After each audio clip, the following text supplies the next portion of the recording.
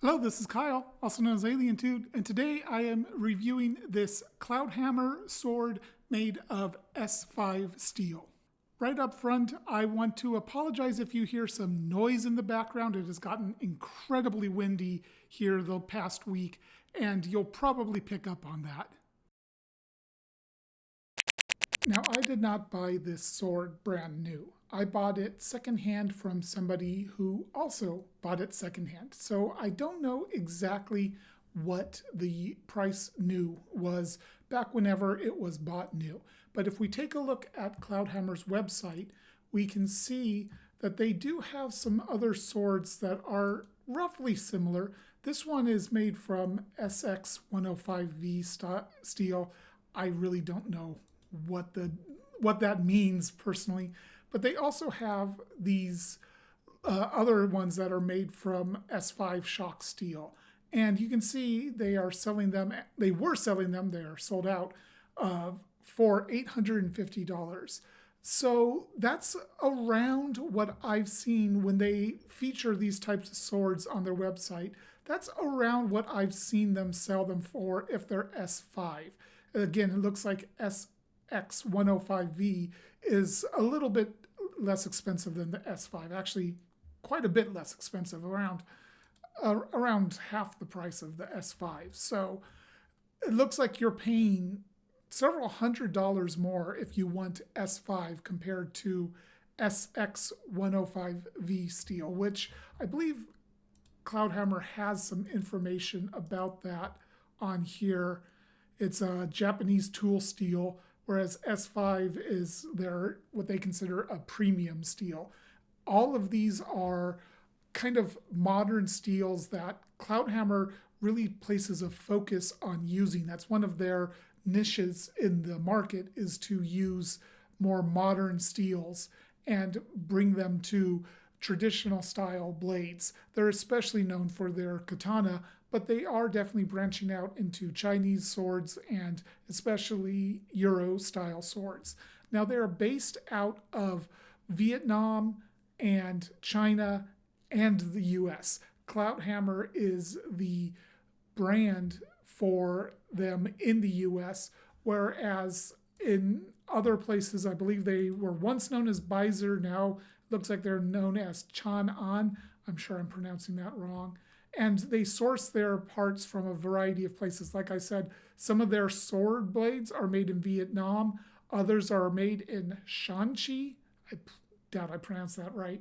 Uh, and then they source some of their steel and koshirai from Japan. So they're kind of a international company, but in terms of the U.S. market, they are known as Cloudhammer, and they're all sold and worked through by RVA Katana in Virginia, which is run by John Kane. So the sword did come with a leather sheath. This is not a actual scabbard because it's just leather. There's no wood core here. It's pretty thick leather and it has some nice tooling on it, but because it's leather, it's not something that can be used as storage. I can't keep the sword in here all the time because leather in contact with oiled steel has a tendency to wick away the oil and lead to rust on the blade. So I can't use this for long-term storage. Really the best use for it is if you're going to transport it somewhere, it can protect the sword and protect things from the sword.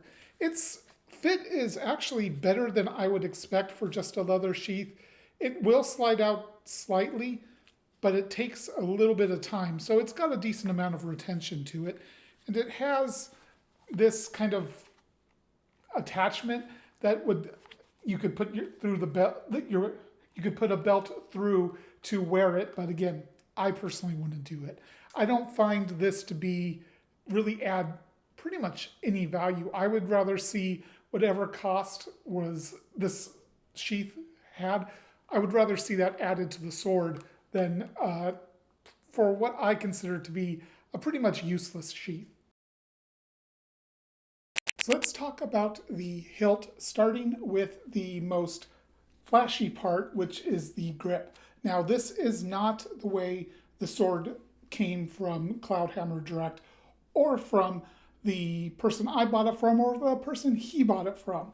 It originally had a cord wrap on it with no leather on it, and I have some photography of that here. And I did not like this cord wrap. It was a little bit loose. It just didn't look particularly good to me, and I didn't like the way it felt in the hand. So I had it rewrapped by Matthew Cross, who also sharpened the sword. If you're interested in him doing the same for you, I put a link in the description to his Facebook page where he is accepting custom hilt rewraps, sharpening, and I believe he's doing scabbards now as well. So the way it came, I didn't like the grip. Now I had him put on a pretty traditional European style wrap, and the color we were hoping to get kind of like a light, bright blue, and it ended up being a little bit more like a sea green. It has a lot of green in it, and I actually really like the way it looks, so it worked out really well. The leather wrap here, Matthew does great work. The risers are very crisply defined. The transitions to the pommel and crossguard are very good. The seam wanders around a little bit, but not very much. It's skived over nicely, so that it's completely, I can't even feel it. If I'm trying to feel it here, I can only very slightly feel it. And that's with me really knowing it's here and trying to feel it. So I think the leather wrap he did here is really good. I will say there's a little bit of tackiness to the leather. I'm not sure exactly what that is, but you're probably hearing it when I'm gripping it and then letting it go. You can probably hear that, and you will probably hear that throughout this review when I'm gripping it. Looking at the pommel, this is clearly inspired by scent stopper pommels, but it's not a scent stopper, and it doesn't really have an analog from history that I'm aware of. To me, what it looks like more than anything else is a doorknob. A small one, but it kind of reminds me of a doorknob. That said, I do like how it flares out here. You can rest your offhand against it pretty comfortably. And this transition to where it transitions from flaring out to back in, it's not sharp in the slightest. It's very smoothed over nicely. The entire pommel is finished in kind of a dull mirror or a low mirror. I can see my reflection in it, but it is a little softer, and you can see the grind lines a little bit. So a dull mirror is what I would call it. If we look, you can see that it is peened, and the peen is pretty evenly shaped. It's pretty round. It's not perfectly round, but it's pretty well shaped. And there are a few errant hammer marks here and there, which is perfectly fine. The crossguard is inspired by an Oakshot Type 6, and it could use a little bit more refinement. It doesn't really taper much out towards the tips. Once it gets to its final shape, thickness, it's right around here. It doesn't continue tapering at all. That could be something that's improved. And it's finished just like the pommel in that kind of dull or satin-inspired matte mirror. I'm not sure exactly how to call it. A dull mirror, I think, is a good way of describing it. It's chamfered over very nicely. There's no hot spots on this at all. I can wrap my finger around the crossguard, and it doesn't hurt my finger to do that, although the blade does, because the blade is pretty sharp there. If we look at the gap in the guard where the blade meets it, it is pretty small, pretty well done, could be improved. There's a little bit of what looks like epoxy in there, and if we look really close, you can see that the blade does not sit perfectly straight in the guard. From everything I can tell, the guard aperture is a little crooked, not the blade being crooked, which is definitely preferable. Now, unfortunately, the guard has come loose just a little bit. Let's see if I can show this. So, very slightly loose. I think what could fix this would just be to hammer on the peen a bit more. I think that would tighten up the entire hilt again and make it tight again. That said, I don't think I should have to do that. I don't think the crossguard should come loose. And now it's time to talk about the business end, the blade. As always, here's my measurements. So this is a short blade measuring at just over 31 inches long with a grip that's approaching 7.5 inches, although the whole grippable area is closer to 9 because of the pommel.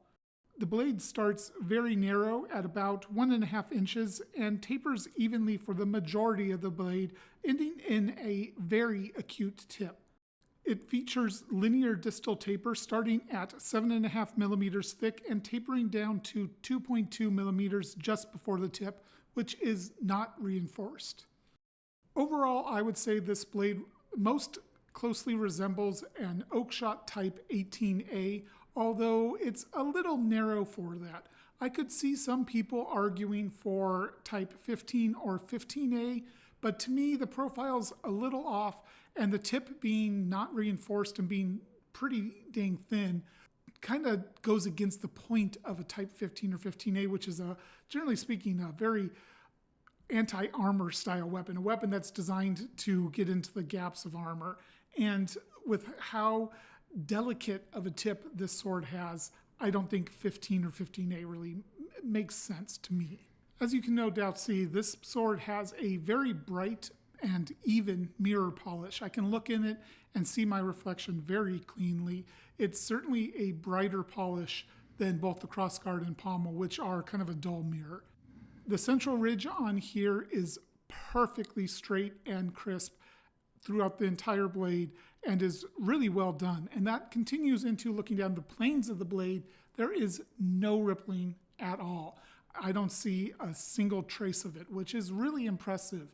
Even at this price point, in the high, close to $1,000, maybe a little bit less, you don't find a whole lot of swords that have absolutely no rippling like this does. So that's a testament to Cloudhammer's grinding ability. And the edge beveling here is outstanding. When I first got this, one smooth bevel from the central ridge all the way to the edge. Now you can see a trace of not a secondary bevel, a micro bevel, and that is from the additional sharpening I had my friend Matthew Cross do for me. Because when you resharpen a sword, no matter how closely you match the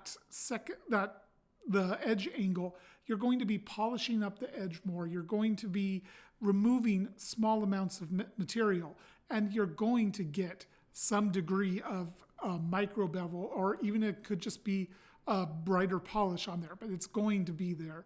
And when it's done properly, it's perfectly fine. And here it's done very well. So let's test the edge on some paper.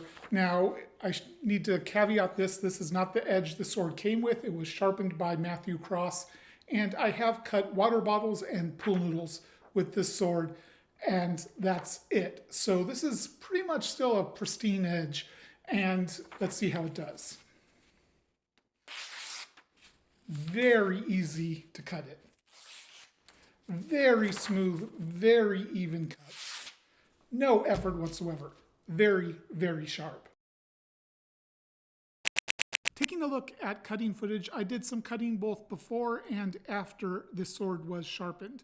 Now, when I did it before, it was able to cut water bottles. Not great, but it could give me some good cuts, but it wasn't doing me any favors. I had to be on point to get a decent cut out of it. Now that it is sharpened much, much better, it cuts water bottles easily, very smooth, very easy. And we're talking both light water bottles and heavier targets, heavier water bottles. It cuts through them no problem at all. In addition, it thrusts through light targets like that very easily as well. Now, on a armored milk jug with a t-shirt draped over it, it cut cleanly through the cloth, right through the milk jug like it wasn't there, and then right into my stand because my aim was terrible here. But it cut deeply into the stand, and the edge didn't suffer at all. I didn't get any hand shock, anything like that. It handled this poor targeting very, very well, and it left a gaping wound in the cloth. That's a testament to how well sharpened it is. So it is a fun cutter despite not being particularly focused on cutting. I also took it to a pool noodle, and it can cut them decently. The sharpness is certainly there. I think the overall blade geometry is hurting its ability to cut pool noodles. With the rather thick spine, you have a pretty geometry that's not particularly conducive to cutting. You know, the more like this is, the more acute it is, the better it's going to cut pool noodles. When you have a fairly thick diamond cross section like this, it's not going to cut quite as easily. That said, it can still pop them apart and does when I am on point. Now, unfortunately, I did not get a chance to cut tatami or to thrust on the dangling targets that I've been trying to do a little bit more often. And that's because of the noise you'll hear in the background of the wind. As soon as I was getting ready to roll up a tatami mat and get some targets for dangling, the wind just kicked up and it has not stopped since. And it's just too windy to go outside and do tatami or dangling targets or even my normal small water bottles. It's just too windy to do anything. So unfortunately, I won't be able to do those. What I did manage to get done beforehand is something that's a little unusual for me. All right, so what I've got here is some branches that I have cut down off a tree on my property, and I've been slowly working on trimming it down and cutting it down to make some firewood occasionally, and also just to dispose of it. And I figured this is not my cup of tea. I don't normally use swords on wood, but this is S5 tool steel, so it's supposed to be pretty tough, pretty good edge retention, pretty good abrasion resistance, all that kind of thing. So I wanted to see how it would do, how it would hold up after doing a little bit abusive. I wouldn't call this especially abusive, but it is certainly a little bit abusive. And I want to see how the edge holds up and after doing this. And I just want to talk a little bit more about why I'm doing this and give you a little bit more information about the branches as well. So I cut down these branches from the tree in my yard around 2 months ago, and they've been sitting on the ground as I've slowly been working on chopping them down. So they are not fresh green wood, but they are not completely dried out dry wood either. You can see that they have definitely started to dry out some, but it is still relatively soft and not particularly hard wood. And I don't have this propped up very well. In fact, I never really get it into a good position. But I switched to two hands here because I just wasn't getting the right leverage with the exact angle I was going for.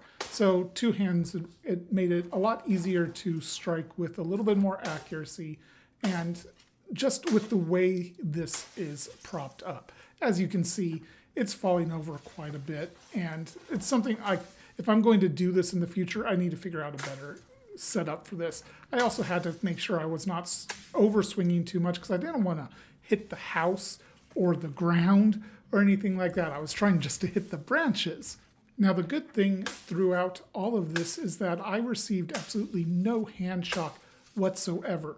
The sword handled cutting this and not giving me any issues with the sword very, very well. You can see I'm wearing gloves during this, and that did not affect my edge alignment, anything like that. I'm wearing gloves because this tree, these branches have some serious thorns on them, so I wanted to protect my hands. And we're going to fast forward here a little bit as you can see what I'm doing. I'm not getting a lot of strikes into the wood, mostly picking up the branch after one strike and trying to prop it back up. But we're coming here to what I consider to be the most abusive testing, which is right into the thickest part of the branch. I'm not trying to cut through the branch here. I'm just trying to drive the sword into it and give it a good whack. This is nowhere near full force, but it's enough force to really drive the sword and cut into the wood. And now here we are getting to another pretty tough test where I'm pushing the tip into the wood a little bit and flexing the sword on it. I am not flexing particularly hard here. I'm just giving it a little bit of force to make the sword flex and test how the tip reacts to being thrust into a hard target and then having some weight put on it. And as you'll see here in just a moment, the tip deflected. It has now bent, and that is not what I wanted to see. I don't blame the steel or heat treat here. I think the tip geometry is too small and too thin. So after doing all that, cutting into the wood, not a ton of it, but enough to put some stress into the blade, I inspected the edge. I see absolutely no flaws. The same cannot be said for the tip, which did take a bit of a deflection. I think this needs to be reshaped now, but I don't think that would take very much effort. Let's test the edge on the paper and see how well it maintained its edge. So for comparison, this is the side I did not use.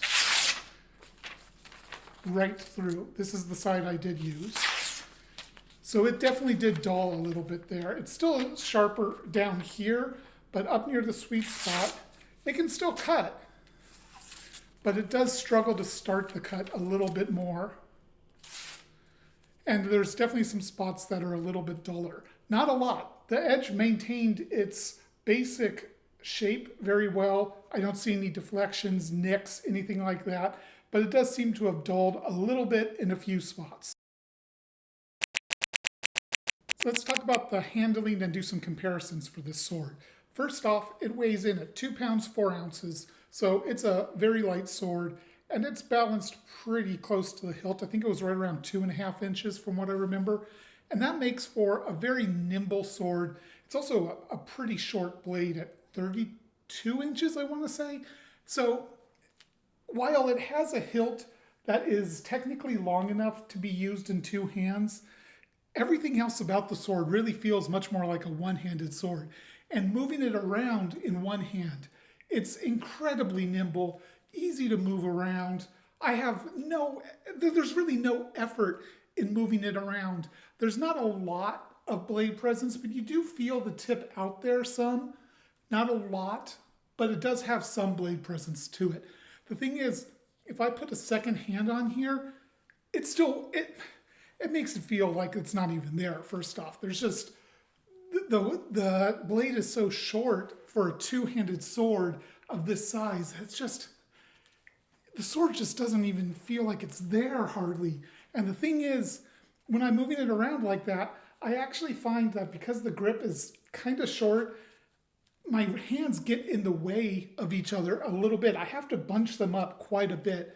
So when I'm trying to do stuff like, move the sword around, my hands get in the way a little bit.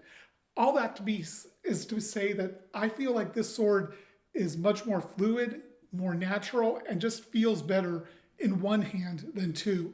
And I think the best way to use it is as a one-handed sword, and then you can quickly add the second hand to add power to your cut or whatever, to adjust your technique on the fly.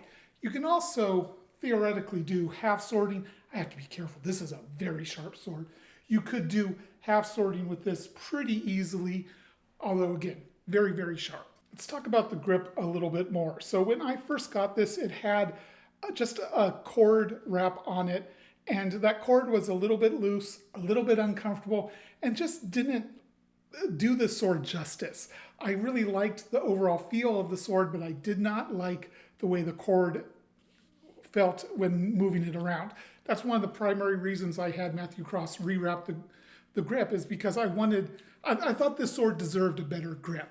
Now that it's rewrapped, it is a lot better. It's pretty wide here, and it doesn't really swell or taper in thickness at all, whereas when it's wide here and it tapers down. Up here, this is about as wide as I would be comfortable with the sword. Personally, I would like this to be a little bit less wide. You could shave like a millimeter on each side down, and I think this would end up being a little bit more comfortable of a grip. It's not uncomfortable, it just feels a little bit wider than I would like to feel. If you look, it's actually a little bit wider than the blade itself, which is unusual to say the least. Looking at the flexibility of the sword, this is a very stiff sword. It does have a little bit of flex, but not a lot. It's quite stiff, and that's a large part of the function of the fact that it starts 7.5 millimeters thick and it has a good amount of distal taper, but it's a thick blade overall until it gets out towards the cutting part. It's got a good distal taper, and it ends up being a stiff blade. Now, the percussion nodes, if we look at this again, you can see it's right where you want it to be, right around 2/3 of the way up the blade. So this is the ideal spot to cut. And the percussion node in the hilt is right around here. It's really hard to tell exactly where it is because, again, pretty stiff blade. But from what I've done with this sword, I haven't felt any hand shock at all. So to me, that says that the percussion node in the hilt is in the right spot. So one thing that's really cool about this Cloudhammer is just how noisy it is going through the air. The tachekaze, the sword wind, the noise that lets you know that your edge alignment is on. Let me see if I can capture it here.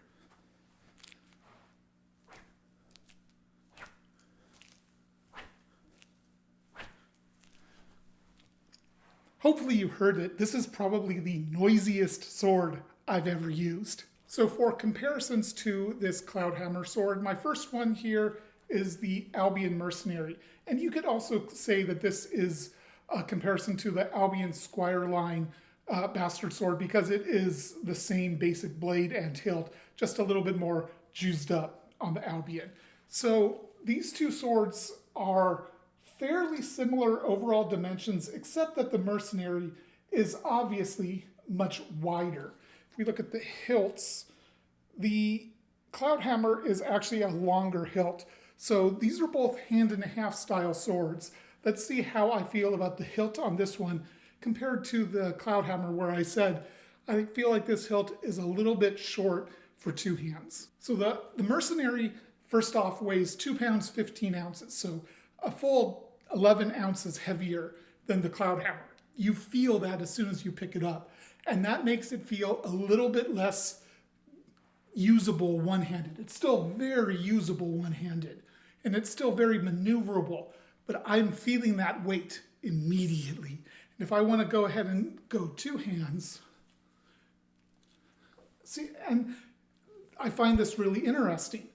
I don't have that problem of my wrists and my hands getting in the way of each other. And this is a shorter overall hilt.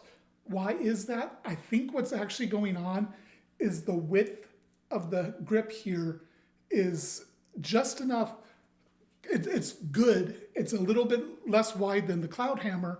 And I think that's making a big difference in how I grip the sword. And on the Cloudhammer, while it's not bad, it's interfering with two-handed techniques, whereas the Mercenary is not. So let's do another comparison, this time to a Sterling Armory writing sword that I have. This one weighs in at 2 pounds, 8 ounces, so 4 ounces heavier than the Cloudhammer. And if you look, their blades are even more similar than this and the Mercenary. They start at about the same width.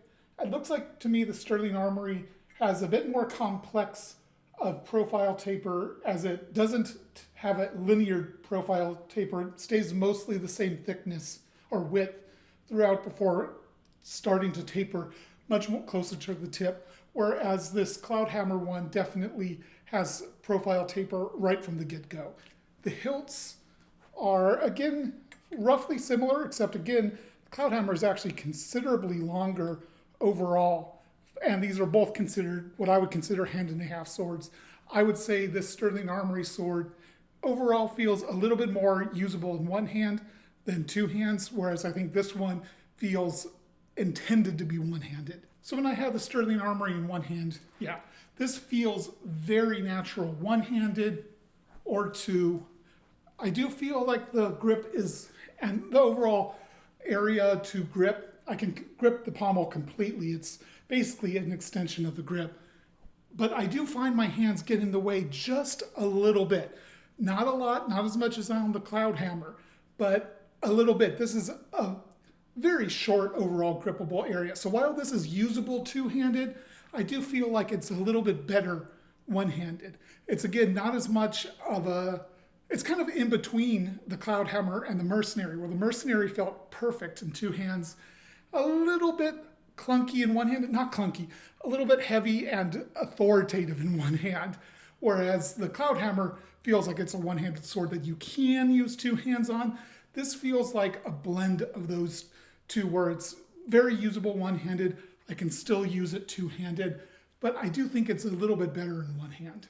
And one thing you could do with this Cloudhammer sword, I'm going to struggle demonstrating this in this room, but you could thrust, like let your hand go, and then re-grip to extend your reach. I've never really practiced this, so that was terrible technique, but you get the idea. You could certainly use this doorknob of a pommel to help stop your hand to regrip it. That's something it's very good at. You know, the hand's not sliding off here because the pommel swells out like this. So that's a technique you could do, and it could be very useful if you want to extend the reach, because this is not a very reachy sword. It's a pretty short blade. And here are 3 things that I think could and probably should be improved on this sword. First up, the most obvious is the grip.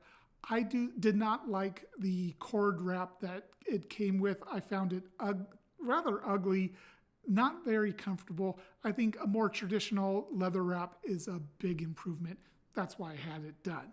Secondly, the crossguard coming loose. It's not crazy loose, but it is a little bit. It's probably because of the shock of hitting those branches. That's what I'm guessing that caused it to come loose. It really shouldn't do that though.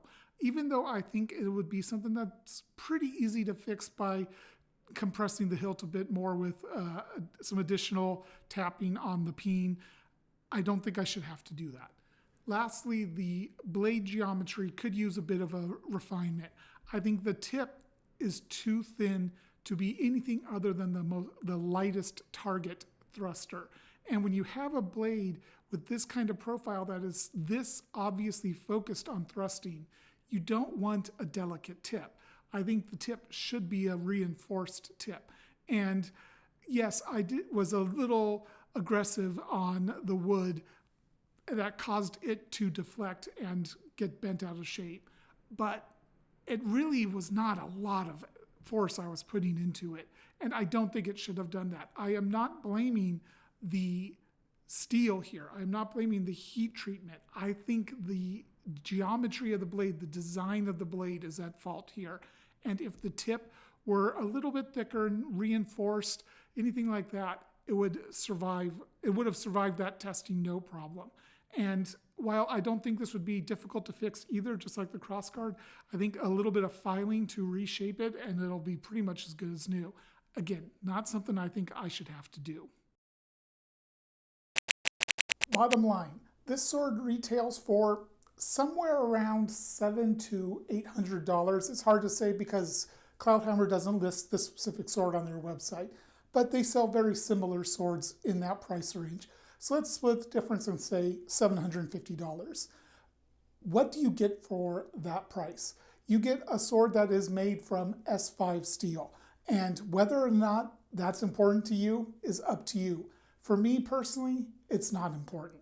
I don't place a great deal of importance on super steels, on tougher than average steels. You know, 5160, 6150, 1060, 1075.